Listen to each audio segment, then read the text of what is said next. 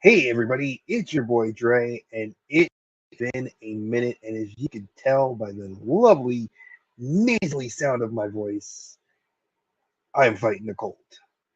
The crud came through my house, and well, suffice it to say, my teen daughter brought it home, got everybody sick. My wife was sick next, Rory got sick next, and then I got sick. The other three girls are recovered. My wife is about 75 to 80%. And I was been knocked out for most of last week, and I'm starting to feel better today. So usually I stream on Wednesdays, but last week obviously I didn't. I know, Cobb, it's been but great to have you in the stream. I decided to take this time because I know people have been asking Dave and I, and if you're not in the collector's chat or yeah, or like and I have not nothing bad's happened to us, just life happened, and we have not been able to record because Dave works. Now my schedule, I'm open to Wednesdays, he is not. So he and I are negotiating a way. Hey Carol, um Dave negotiating a way to record our shows and put them up so you guys can have them on Wednesdays to consume. um it is a work in progress. We're going to probably record at least a few episodes, um, uh, probably Sunday, maybe one or two, and then we'll be able to get those cranked out for you to make up for what we've missed. And then that way, y'all will be able to start watching it, get a routine and a rhythm. So again, I'm sorry that it's just been, you know, kind of hectic, but such is life. We got sick. Dave works now. Congratulations to my brother. I'm proud of him.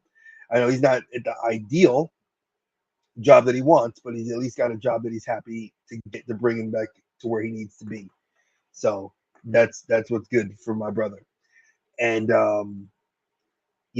as far as what I'm doing here, the cold is what's really kept me kind of down.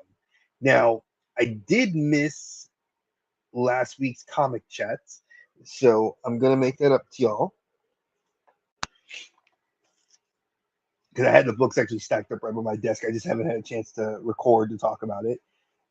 But let's just go over the books I picked up last week, real quick, because like I said, I have to go to work in about 40 minutes. So I figured I'll take this time, show you guys the books, talk a little bit, and then I'll jump to work. So this is issue 4 of the Amazon Attacks series, which is basically Yara Flor, Miss Marvel, which is again DC. It's like she's like the female Shazam, and two other characters from Themyscira are all like dealing with the fallout of the Amazons kind of acclimating in the real world. It's an interesting book. My wife likes to read it, so I pick it up for her, but I do read it as well. This is one of the new Daredevil mini books called The Black Armor. It's an interesting. I haven't started reading it yet. I just love the artwork for it. Then there is Marvel Gods issue number 4 with Doctor Strange on the cover. It's kind of like an Elseworlds book, and they're talking a lot. It's tied into Moon Knight. It's tied into, well, Moon Knight just finished its last run, and it started Moon Knight, the Spirit, like not the Spirit of Vengeance, something of the Fist of Vengeance, and it's like a new Moon Knight that's taking over, and like that story's tied into this story.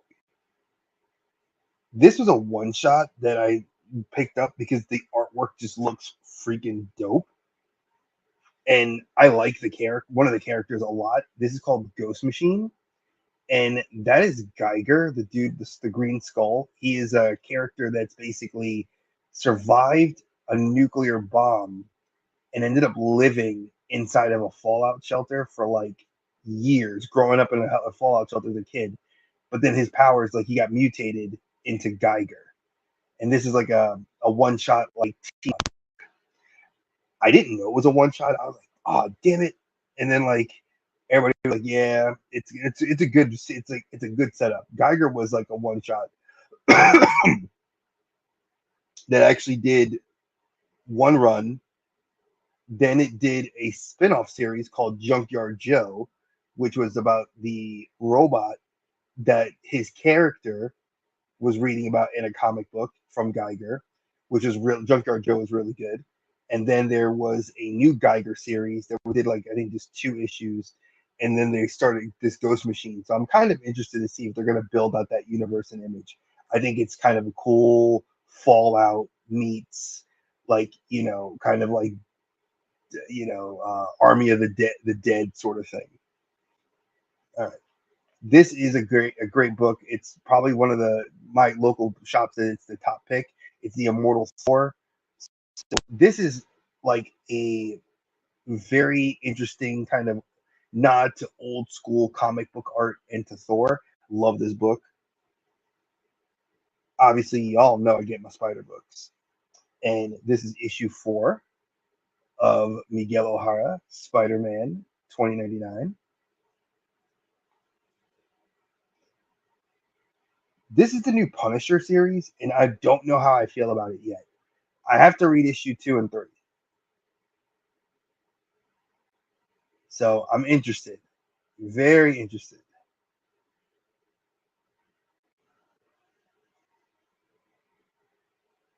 Then my shop got in my book that I was waiting for. Issue 15 of Miles Morales in the Gang War crossover. And if you don't know, Miss Marvel is not dead. She was resurrected by Xavier on Krakoa, and they have basically renamed her Captain Krakoa. And until I think the end of this current X-Men run, she's basically, we've all known she's a mutant from the TV show, and they're going to leave her as a mutant in the current iteration. So I'm interested. We'll see what happens. And then here's Superior Spider-Man, which for those of you that don't know who Superior Spider-Man is or was, Superior Spider-Man is Dr. Octopus's brain inside of Peter Parker's body. And he made a dope ass suit, which I love. I have the Marvel Legend up there. And it's a kick-ass, he was a kick-ass storyline because he ends up getting married, and Peter then gets control of his body again and starts realizing like what the hell has been going on all this time. It had been like a year, and he didn't realize that he was not in control of his own faculties. And then obviously the last issue that I picked up was the Gang War Spider-Woman 3. And this is again, Spider-Woman gets such a good run, and they always cancel it. They do something to cancel it. It makes me mad because I'm like, why does she get like a book? It's her and Silk. I feel like get like the worst raps because like we never see their books survive past like a miniseries. Silk has done at least 4 miniseries since I've been actively reading comic books, like actively buying again, I should say. And every time I get into it, I'm like, man, the artwork is fire, the stories are good, and then it's just like wah wah. So hopefully they change that. I would love to see her actually get solid runs in Marvel and like be more than just Into the Spider-Verse background characters. Yeah, I feel like that we need to see more characters that are female as leads, and we need to see like besides Spider-Gwen. I mean, because she's already, she even underwent 2 different name changes. She was Spider-Gwen, then she became Spider. They called her in the movie Spider-Woman, which I thought was dumb, and then they called her in the comics Ghost Spider, and they changed it back to Spider-Gwen. So, whatever is wrong with Marvel, stop rebranding. Don't rebrand the characters. Like, some characters don't need it. She's not one. She's extremely popular. We love her. She's Into the Spider-Verse. She's one of the main characters. We love her toys. I have like my kids love her. My wife has the hoodie. I mean, we're a Spider family. You figure we don't need any extras, so just leave it the way it is. Um, the only other pickups I had was, I'm trying to think. Oh yeah, I did say I don't like picking up Marvel, not any of them, like the Marvel Legends, like all that other crap. And I pretty much stay away from a lot of that unless it's Spider-Man related or Captain America. So I was looking, and my wife had found this, and she picked it up. This is the Gaming Greats. I'm like, come on, man! Like, it's my dude. It's Starkiller. Come on, man. Force Unleashed 1 and 2 on the Xbox and PlayStation 3 were some of my favorite games of Star Wars. It got me to relove Star Wars.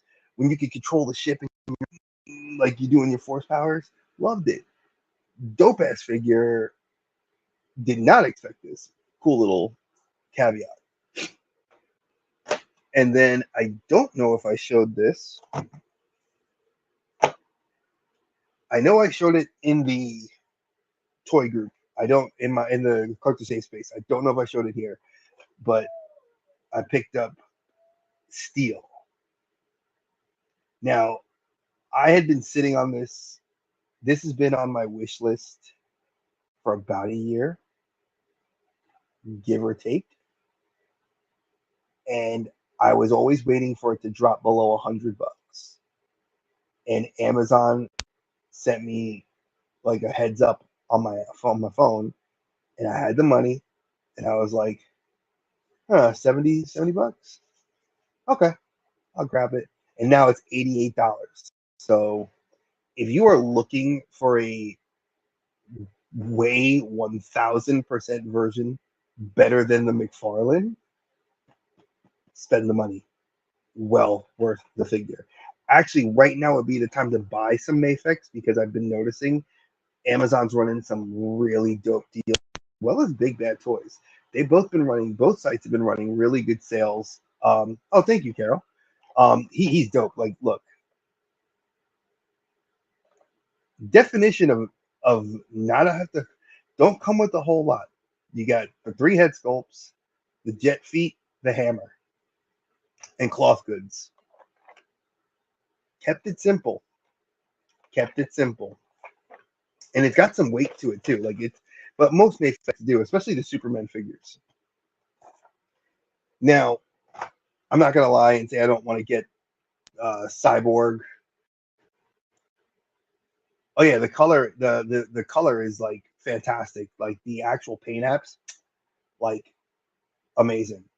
Um, I think the Cyborg Superman and Eradicator, those are high on my wish list. Um, I'm very much tempted to start picking up the Batman ones. Um, See, a lot of people didn't. I mean, as a kid, I went and got the comic books because after the death of Superman, they did the four Supermen, the Rise of the Supermen, and I had all 4 of those issues. And I remember Steel and Teen Superman being my favorites. Cyborg Superman was like kind of like, and Eradicator was like, we didn't even know what Eradicator was till like years later when they actually made him a relevant character that tried to destroy the universe. And he really wasn't even that much more powerful because in the reign of the Superman, which they did the animated film, Cyborg Superman was way more evil, and I felt was like a powered up Metallo. But that's neither here nor there. So I am looking to get the Mafex, not the Hush Batman figures, but I think I'm gonna end up picking up. I already pre-ordered Scarecrow because he looks amazing. I'm on the fence about Poison Ivy, and I wish Nightwing would drop in price because then I would grab Nightwing. But Nightwing is still over. He's still retail, and he's such a dope figure, and especially with the Damian I have, I'd love to have him with the Mafex Nightwing and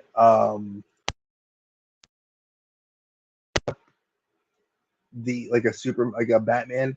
But I have like three different Batmen, so I don't know which one. I have Keaton as a figure arts, which I love. He looks dope.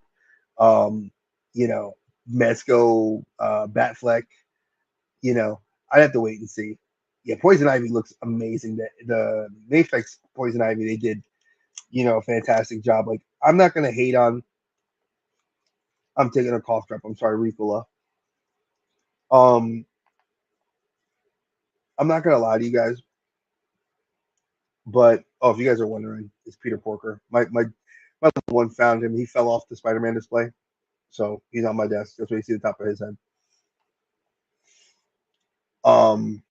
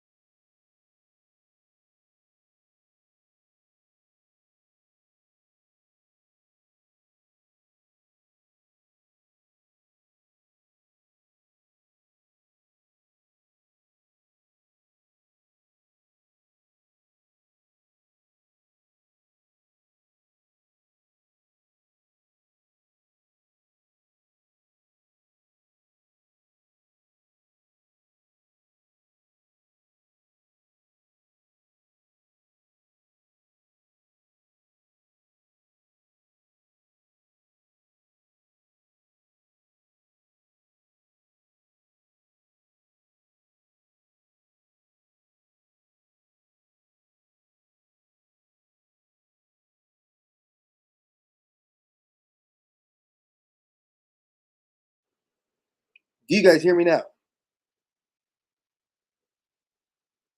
Thumbs up in the chat if you hear me.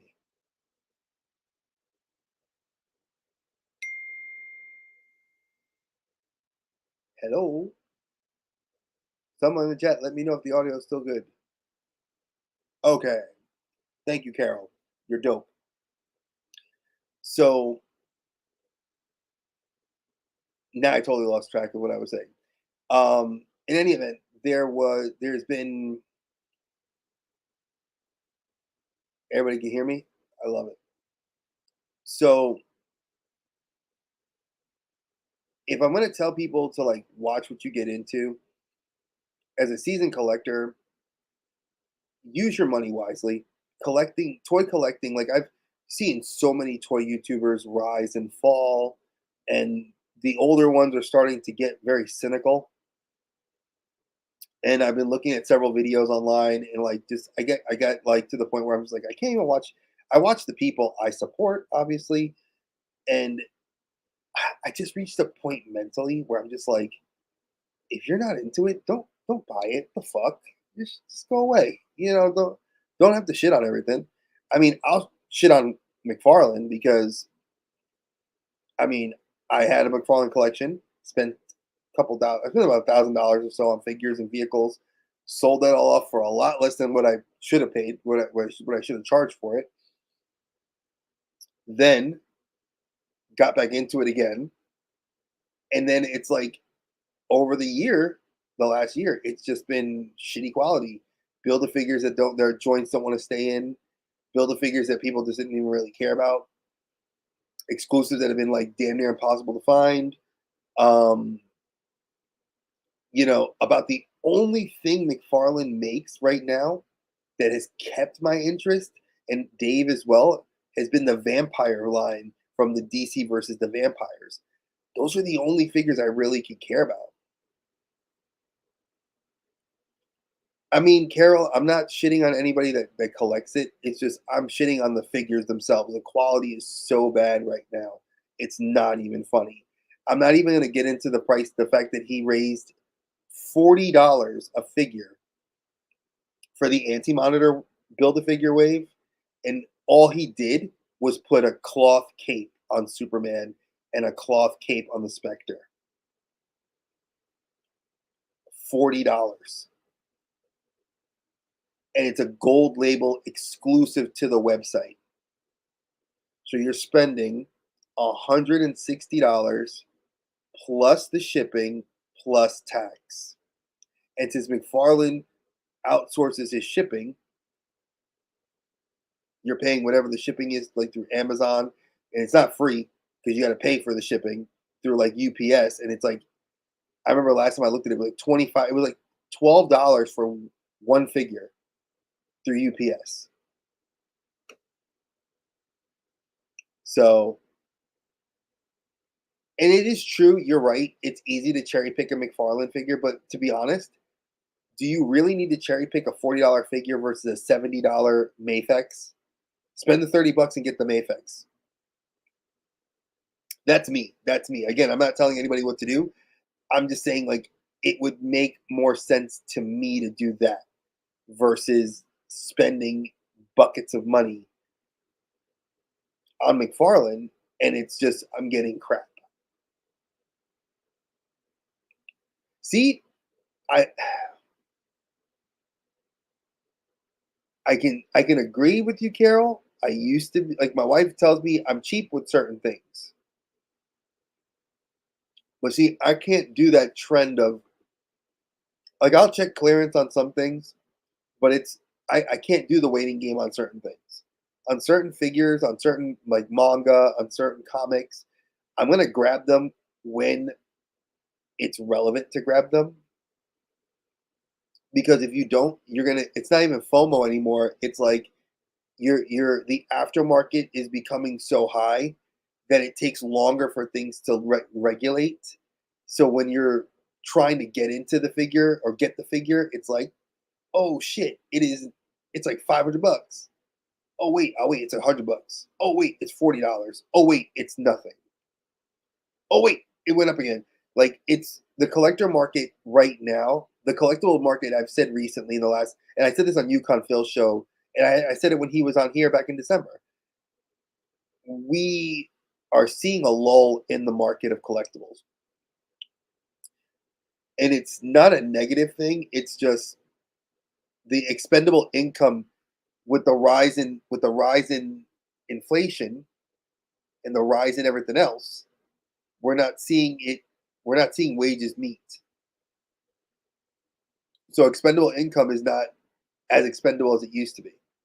And people don't have that expendable income to go purchase, like, oh, I'm going to go buy tons of figures, or I'm going to go buy. A lot of people do play the waiting game. But here's the problem with playing the waiting game, though. And I've said this before, and it's not an insult to anybody that does this, so please do not take it as such. If you play the waiting game, what you're telling the retailer is, you're not even just screwing the retailer, you're telling the distributors to not release stuff into stores. Here's why. The last three waves of Marvel Legends that were Build-A-Figures have all been Hasbro exclusives to the shop or specialty shops, like comic book shops. Hey, Mr. Wonderful. So when you think about that, we're telling the retailers like Hasbro, McFarlane, Mattel, we're telling them, hey, we'll wait. But the problem is the retail places aren't getting the figures, they're not carrying them, and then people are pissed off because it's like, well, where can I find it? Listen, Best Buys are going by the way of the dinosaur. GameStops are going by the way of the dinosaur. You're going to see those two retail spots disappear by the end of the year.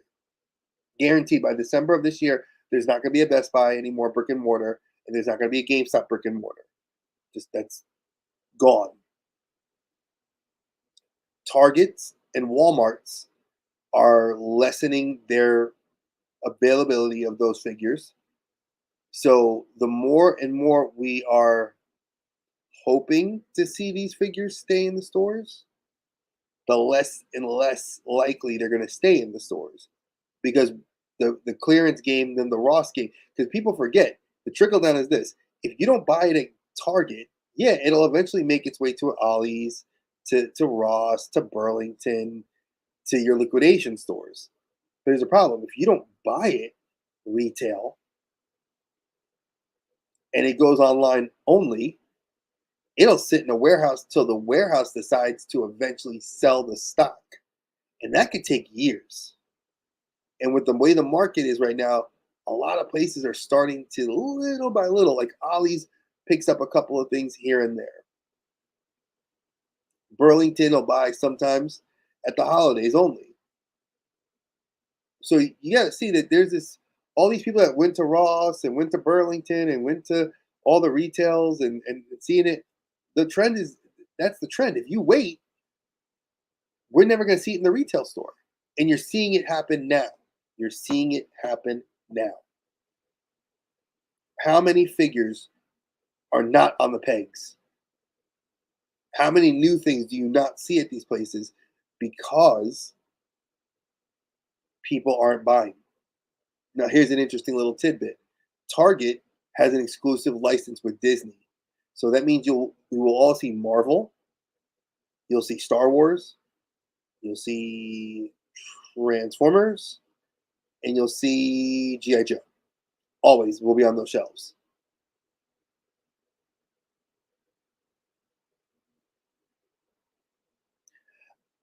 What's the issue with that? It's companies are adjusting, and the way the companies are adjusting is it's not suitable to the more casual.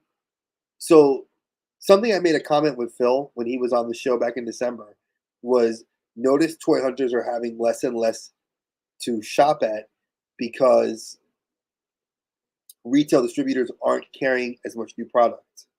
The major retailers, the big box stores, your Targets, your Walmarts, they're not carrying as much because they're not getting the licenses.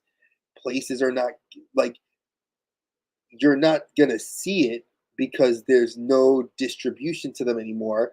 Local shops, like your local comic shop or maybe a specialty toy store in your city, will carry those things and they mark them up to make their profits.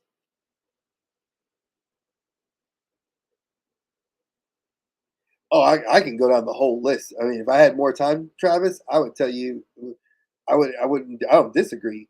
There's so many lines that are good that, you know,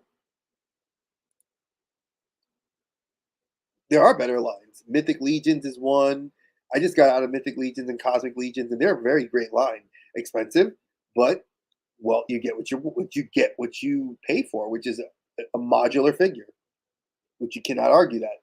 Modular figures that play well with the other figures in their line as well as with other lines as well. So as a concern, the big lines, limited distro to stores, the lines will die off as online sales only won't be able to stay. Yeah, of course. Like that's 110% what we're seeing. As a lifelong collector, that's what you're seeing hit this. Even for my kids, let's shoot like this. My youngest, she's 3, loves Bluey, right? Bluey blew up about 2 years ago when Disney Plus started airing the show. We're now on season 4, and there's less and less merchandise hitting the store.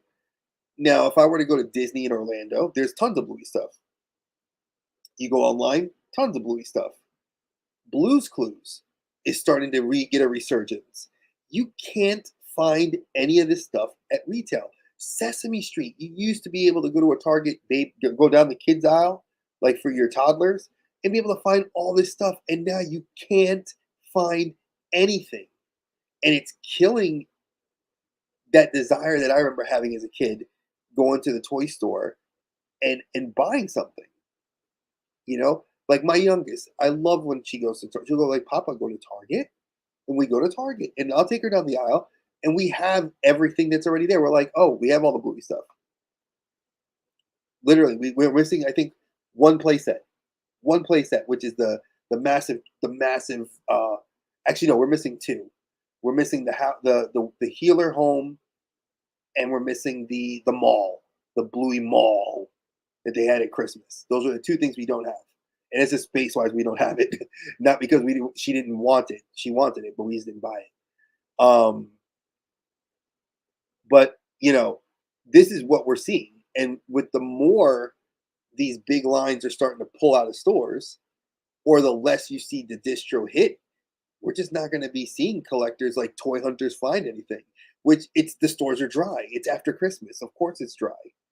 This is like the driest time in retail till spring. Because if you look at everything, we have March releases for a lot of the newer Marvel Legends. G.I. Joe had we finally got the Dreadnought releases, and a couple of bigger figure packs, but there's nothing slated till March, April, all the way down to August of this year. And people are like, well, what the hell?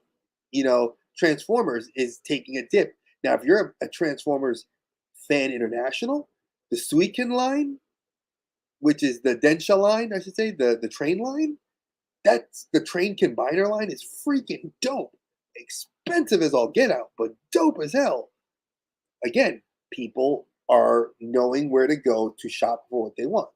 Versus, and then if you watch, I've watched all the collector videos. For people I support, people I don't support, I've seen you and I've heard you. And a lot of what they say is, I don't like getting pre-orders or ordering online because it takes that thrill. I'm sorry. I get the same thrill hunting online as I do going to the store. Because guess what? That's what's happening. And that's going to be the reality. There's my boy. There's Yukon Phil. And for those of you that don't know, Phil doesn't mind me mentioning this. I'm going to actually be on Phil's show. We're going to do a little bit of a channel update. Let me double check what we had agreed to as far as dates, because I forgot the date and I feel terrible. All right. So Phil and I'm going to be on Phil's show, but it's going to be our pre-recorded one because Phil's amazing and he's working with my schedule. Because I'll be on his show February 10th, unless he wants to go live February 10th. I don't know. I'm cool with either which way he wants to do it. No, we're doing February 10th, because I go to SmackDown the 9th. It's that Saturday. I just looked it up. Let me see.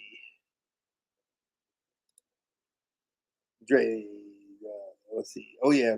To be honest, COVID killed. Yep. But see, I'll be honest with you, Travis. COVID killed a lot, but it generated new collectors.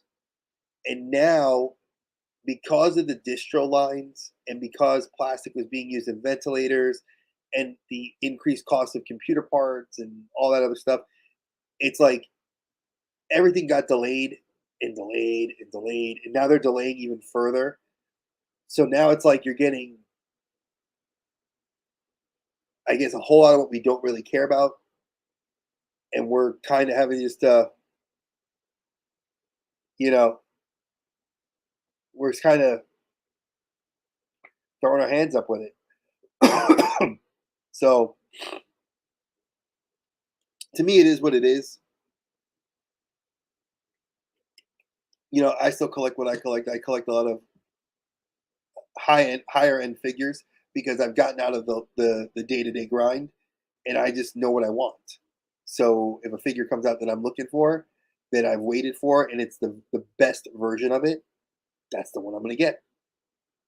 I'd rather spend the money for the best version than, and again, that's just me. I'm not hating on anybody that's like, please do not misconstrue that. Oh, geez. Let's see. I have 10 minutes before I have to be at work, which is funny because I literally just turned my computer on for work right here. So it's like, Phil, I'm going to answer your question. And I think the whole issue with WrestleMania,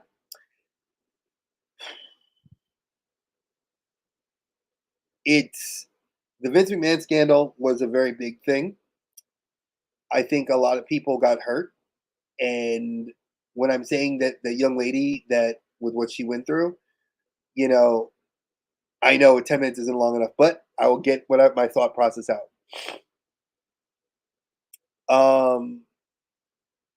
Well, Mr. Wonderful, if you haven't subscribed to this channel, why haven't you, dude? This is what we do. I talk about everything. Um, but yeah, Vince McMahon, that scandal was horrible. And you know, yeah, am I mad? You know, I'm sad. Oh, I'm glad you sub, brother. See, that makes me happy. It's okay if you don't catch them all. Just hashtag team replay, bro.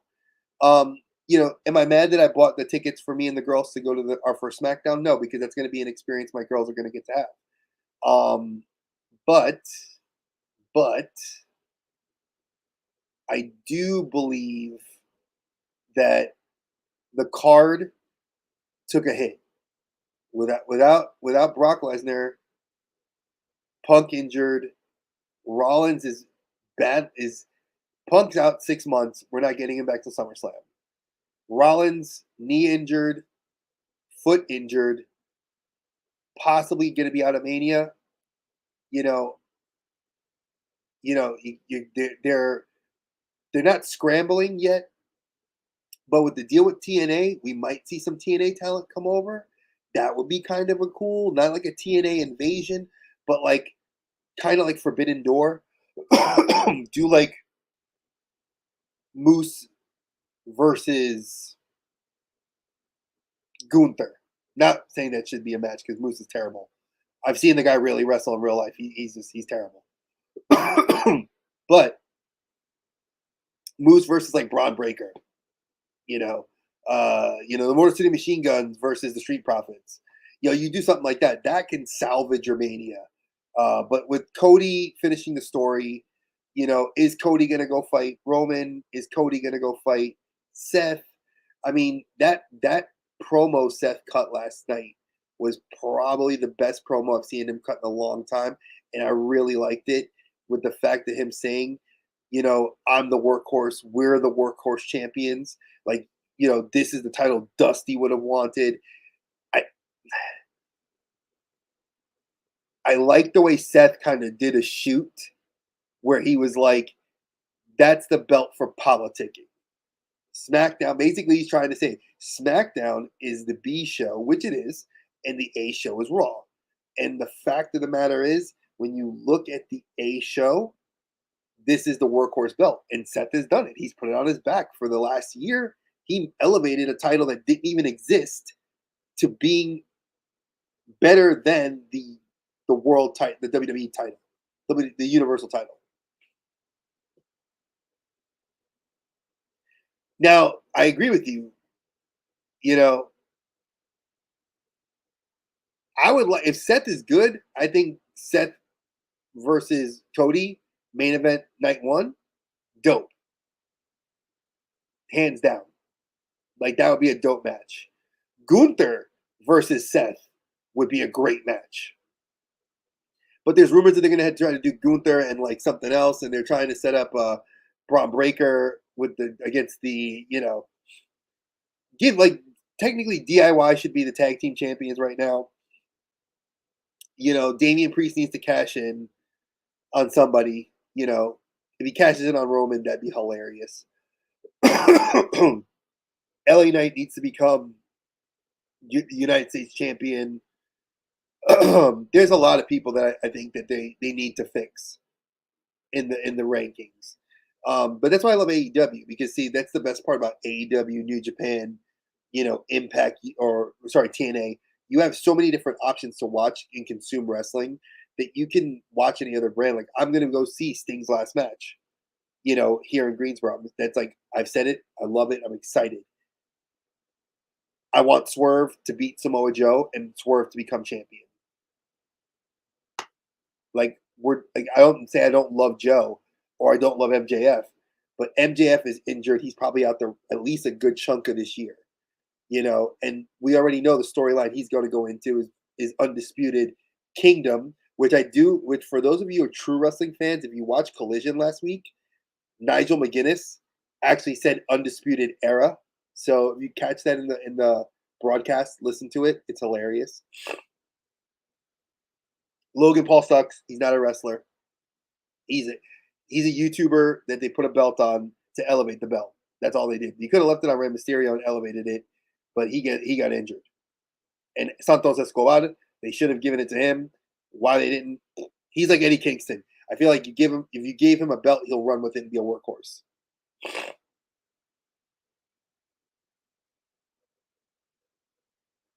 Yeah, Knight versus Logan is going to be amazing because LA Knight wins the U.S. title, hands down. Rock versus Roman probably is going to happen if they don't set it up for Riyadh, because I just found out that, what was it, last night or Saturday, they said that we're going to get basically 2 shows in February because we get Elimination Chamber in Australia, and then they're going to go to Riyadh in late February. So my thought is they either save Rock and Roman for Riyadh, or it's Night 2's main event in Philly. We'll see.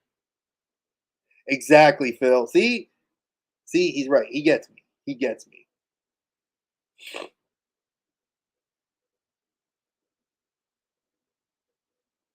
Now, let me just go back up. I didn't read a lot of the chat scroll.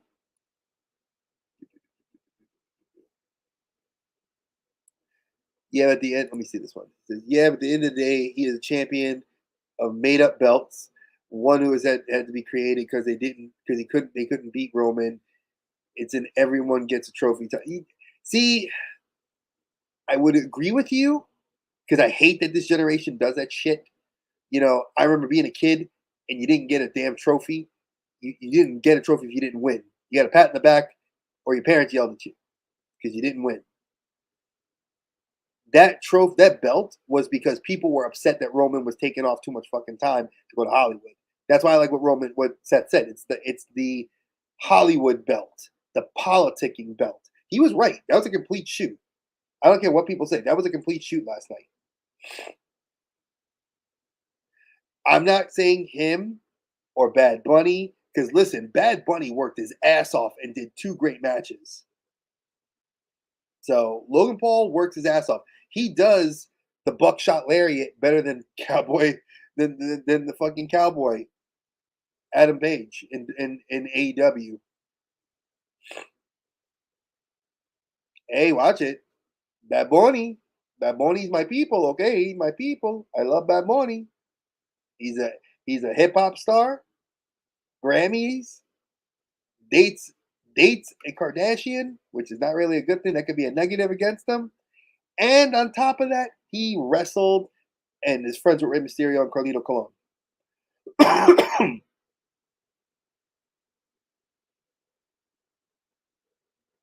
Exactly what Phil said. Roman can't win a match without his people.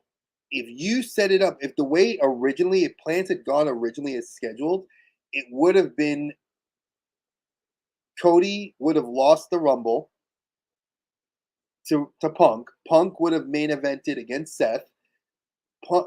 Cody would have gone to Elimination Chamber to set up who's going to be the number 1 contender. Cody would have gone on from there to face Roman, but they would have probably set up for him to try to lose. The Rock would have intervened on Cody's behalf.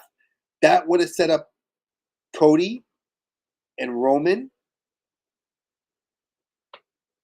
and then the Rock Roman. Oh, Punk was going to win the Rumble. There was 4 people they had said were picks to win the Rumble: Punk, Cody, Gunther, and McIntyre. Those were the 4.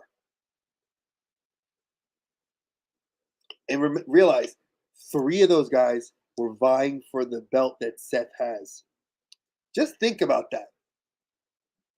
Think about that. 3 of those guys were vying for a belt that you just said is the not workhorse title. So that's interesting. That says a lot about where WWE is looking. Obviously, we all knew Cody was going to win when they announced the game, and he's on the cover of the game. It would look really bad on them to have the guy not win the Rumble who's on the cover of 2K24. or 2K25.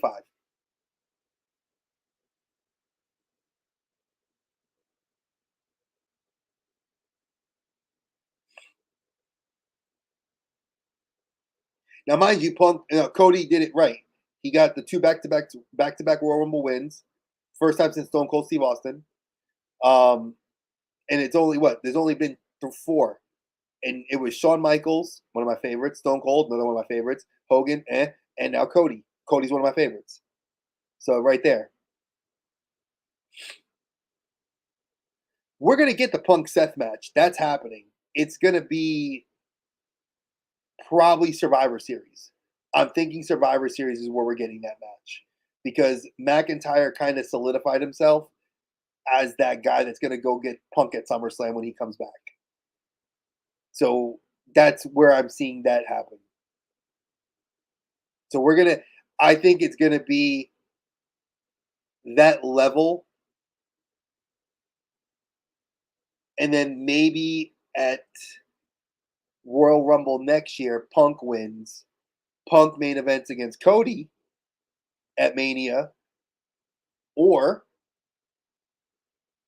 Seth regains the title, and then we get Seth Punk at Rumble, and we forego that, and then Punk goes to Mania. That way, he'll be a champion walking into Mania. There's a lot of different ways we could see for the LTB, as JD from NY says it, the long-term booking. I'm a long-term booking kind of guy. See, I can see that too. That's an easy pick. But it is after 3:00. I have to log in for work.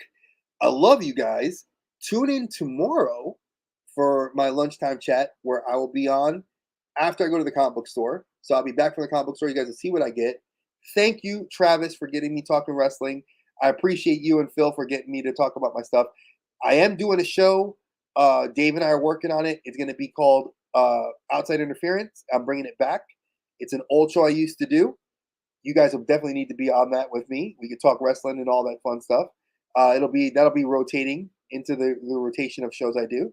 So definitely check that out. All right, y'all are awesome. Oh, it's wrestling talk, Mr. Wonderful. You are amazing. If you're not following me on IG, follow me on IG. Y'all know my socials. You can get them off of the YouTube profile page. As always, my friends, stay geeky, y'all. Peace.